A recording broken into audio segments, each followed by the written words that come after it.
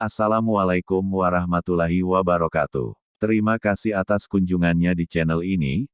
Maaf kalau ada tulisan, cerita atau kisah yang tidak cocok dengan versi Anda. Sebelum melihat video ini terlebih dahulu silahkan subscribe, like and comment. Dalam mitologi Jawa, Kanjeng Ratu Kidul merupakan ciptaan dari Dewa Kaping Telu yang mengisi alam kehidupan sebagai Dewi Padi dan Dewi Alam yang lain. Sedangkan Nyi Roro Kidul mulanya merupakan putri kerajaan Sunda yang diusir ayahnya karena ulah ibu tirinya. Dalam perkembangannya, masyarakat cenderung menyamakan Nyi Roro Kidul dengan Kanjeng Ratu Kidul. Meskipun dalam kepercayaan kejawen, Nyi Roro Kidul adalah bawahan setia Kanjeng Ratu Kidul. Kedudukan Nyi Roro Kidul sebagai Ratu Lelembut Tanah Jawa menjadi motif populer dalam cerita rakyat dan mitologi. Selain juga dihubungkan dengan kecantikan putri-putri Jawa. Nyi Roro Kidul juga dikenal dengan berbagai nama yang mencerminkan berbagai kisah berbeda dari asal-usulnya, legenda, mitologi, dan kisah turun-temurun. Ia lazim dipanggil dengan nama Ratu Laut Selatan dan Gusti Kanjeng Ratu Kidul. Menurut adat istiadat Jawa, penggunaan gelar seperti Nyai, Kanjeng, dan Gusti untuk menyebutnya sangat penting demi kesopanan. Terkadang orang juga menyebut namanya sebagai Nyai Loro Kidul. Bahasa Jawa Loro merupakan sebuah homograf untuk dua-dua dan sakit, menderita. Sementara bahasa Jawa Rara atau Roro memiliki arti gadis. Seorang ortografer Belanda memperkirakan terjadinya perubahan dari bahasa Jawa kuno Roro menjadi bahasa Jawa baru Loro, sehingga terjadi perubahan arti dari gadis cantik menjadi orang sakit. Masyarakat Sunda mengenal legenda mengenai penguasa spiritual kawasan Laut Selatan yang berwujud perempuan cantik yang disebut Nyi Rara Kidul. Legenda yang berasal dari kerajaan Sunda Pajajaran dari abad ke-15 berumur lebih tua daripada legenda kerajaan Mataram Islam dari abad ke-18. Meskipun demikian, penelitian antropologi dan kultur masyarakat Jawa dan Sunda mengarahkan bahwa legenda Ratu Laut Selatan Jawa kemungkinan berasal dari kepercayaan animistik prasejarah yang jauh lebih tua lagi, Dewi Prahindu-Buddha dari Samudra Selatan.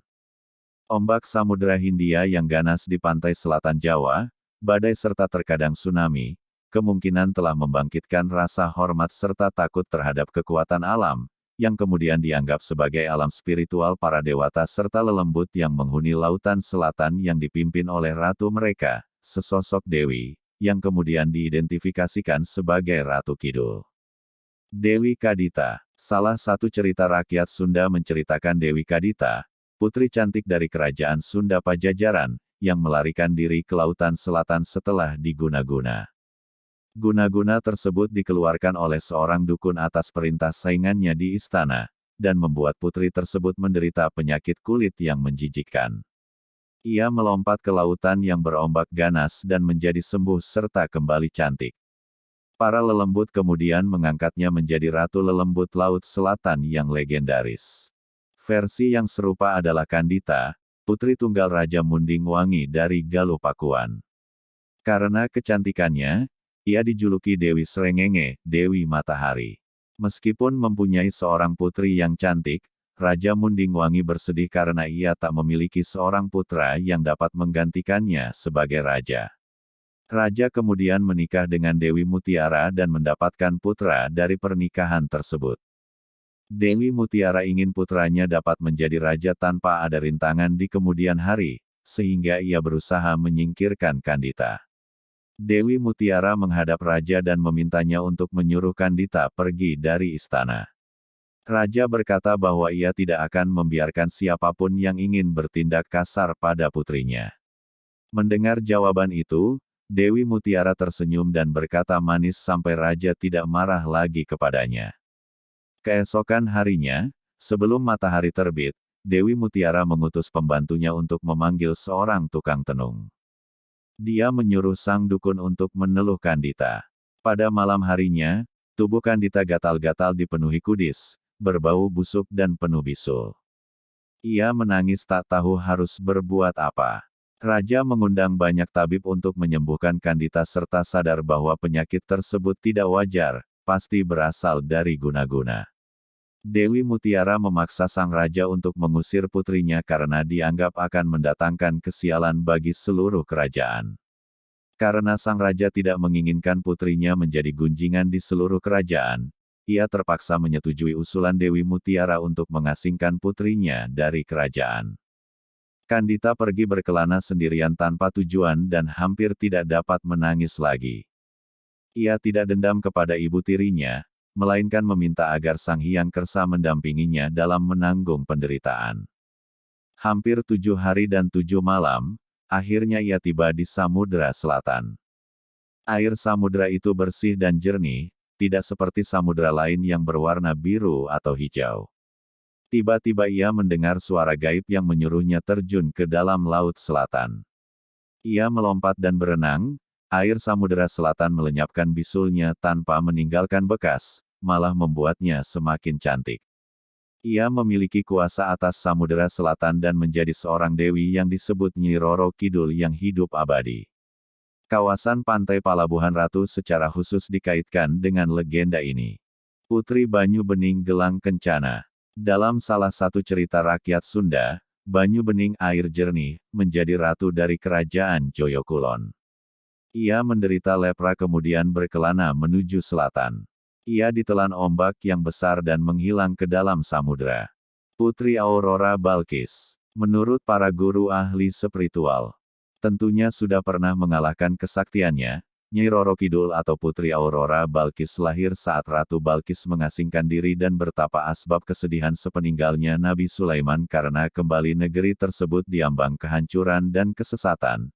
Di pertapaannya ia menikah dengan Raja Jin lalu lahirlah Aurora Balkis tanpa raga menjadi jin murni. Akhirnya ia menyuruh pasukannya untuk membuang anaknya ke Laut Aljawi dan ditemukan lalu diasuh oleh Ibu Ratu Laut Selatan.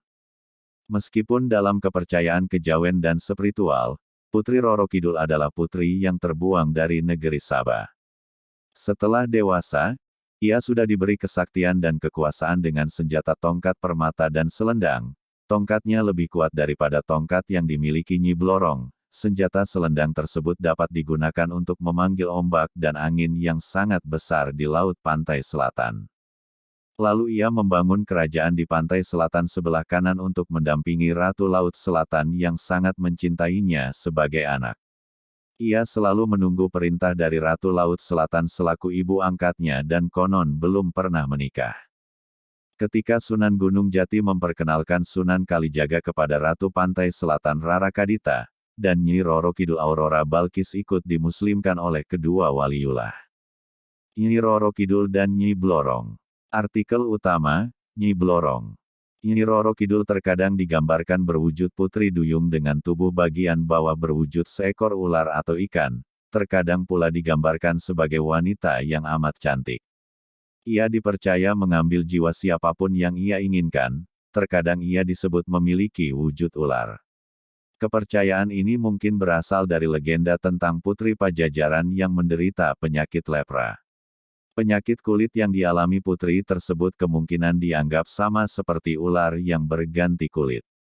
Patih Tentara Laut Selatan. Nyi Roro Kidul dipercaya menjabat sebagai patih Kanjeng Ratu Kidul yang memimpin bala tentara makhluk halus di Laut Selatan. Kiai Iman Sampurno dari Blitar, Jawa Timur abad ke-19, mengeluarkan ramalan bahwa Nyi Roro Kidul dan Sunan Lawu akan memimpin bala tentara masing-masing dan menyebarkan wabah kepada para manusia yang berkelakuan buruk. Larangan berpakaian hijau. Terdapat kepercayaan lokal bahwa mengenakan pakaian berwarna hijau akan membuat pemakainya tertimpa kesialan, karena hijau adalah warna kesukaan Nyi Roro Kidul. Warna hijau laut, gadung melati dalam bahasa Jawa, adalah warna kesukaan Nyi Roro Kidul dan tidak boleh ada yang memakai warna tersebut di sepanjang pantai selatan Jawa. 10 peringatan selalu diberikan kepada orang yang berkunjung ke pantai selatan untuk tidak mengenakan pakaian berwarna hijau. Mitosnya mereka dapat menjadi sasaran Nyai Rara Kidul untuk dijadikan tentara atau pelayannya budak. Secara logika, alasan tersebut muncul karena air laut pada daerah pantai selatan warnanya cenderung kehijauan sehingga korban tenggelam yang mengenakan pakaian hijau akan sulit ditemukan. Serat Centini menyebut bahwa Gusti Kanjeng Nyai Rara Kidul memiliki kampuh gadung melati atau kain dodot panjang berwarna hijau dan tengahnya putih yang berperada emas. 11. Sarang Burung Walet. Nyi Roro Kidul adalah dewi pelindung pengumpul sarang burung di selatan Jawa. Para pengumpul menuruni tebing menggunakan tali serabut kelapa hingga sekitar ketinggian 9 meter 30 kaki di atas permukaan laut. Di sana, mereka menunggu arus ombak di atas teras bambu, kemudian terjun dan terbawa arus masuk ke gua. Dalam kegelapan total, mereka mengambil sarang burung dan memasukkan dalam tas mereka. Perjalanan pulang juga sangat berbahaya dan membutuhkan waktu yang tepat, agar tidak terbawa ombak yang ganas. Sarang burung Jawa merupakan salah satu sarang burung terbaik di dunia. Sub sarang burung yang dipasarkan di China, Thailand, Malaysia, dan Singapura didedikasikan kepada Nyi Roro Kidul, demikian menurut tulisan Sultan Agung. Terdapat 3 jenis panen, yaitu unduan kesongo April, unduan telur Agustus, terbanyak, dan unduan kepat Desember. Rongkop dan karang bolong yang terdapat di pantai selatan Jawa Tengah terkenal sebagai tempat mengumpulkan sarang burung walet disebut salanganen atau kolokalia fucipaga.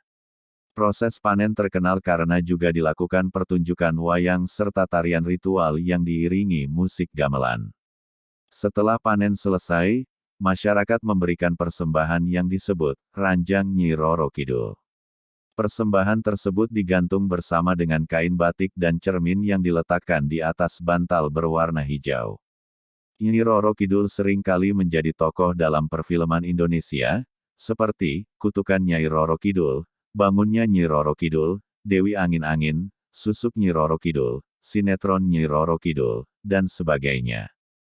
Kanjeng Ratu Roro Kidul menjadi salah satu karakter dalam komik daring webtoon Indonesia berjudul 7 Wonders, merupakan perubahan wujud, sang bidadari Nawang Wulan, legenda Jakatarup setelah terjatuh dari kahyangan. Nyi Roro Kidul juga merupakan karakter di Nusantara Droid War. Nyi Roro Kidul menginspirasi perancangan salah satu tokoh hero dalam permainan daring Mobile Legends bernama Kadita. Permainan Heroes of God memiliki karakter bernama Nyi Raka yang terinspirasi dari legenda Nyi Roro Kidul. Permainan Atlantika Online memiliki karakter bernama Roro Kidul. Line Let's Get Rich memiliki karakter bernama Roro yang terinspirasi dari legenda Nyi Roro Kidul. Permainan Seven Knights memiliki karakter bernama Roro. Wallahualam bisawab. Terima kasih telah mampir di channel ini. Mohon maaf bila tulisan ini tidak sesuai versi lainnya, penyebutan huruf atau kata yang tidak cocok. Wassalamualaikum warahmatullahi wabarakatuh.